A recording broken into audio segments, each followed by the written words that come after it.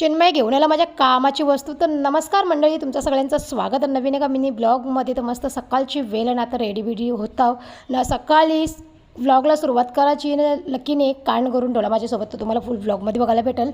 नाही इथं मेरा बड़ा छोरा जा रहा है घूमने को, उसका ड्रेसिंग देखो कैसा कडक वाला है ना. चला आता मोनिश पण चालला कामावर, तिकडनं फार्म हाऊसला जाणार आहे तो ना. भंगारवाला आला आहे सकाळी सकाळी भंगार घेण्यासाठी.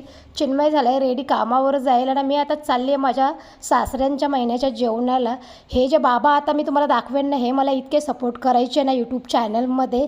फर्स्ट टाईम या बाबांनी मला टिप दिलेली 200 रुपयाची. ते त्यांना स्वतःला टी व्हीवर बघून त्यांना एवढा आनंद झालेला ना, की त्यांचा आनंद गगनात मावत नव्हता. जाम सपोर्ट करायचे ते बाबा मला. तर चला आता आलो तिकडनं जाऊन नाही. इथे मला रस्त्यामध्ये ना वेगळाच काहीतरी डॉग मला दिसला आहे. या ब्रीडचं जर तुम्हाला कोणाला नाव माहिती असेल तर मला कॉमेंट सेक्शनमध्ये नक्की सांगा.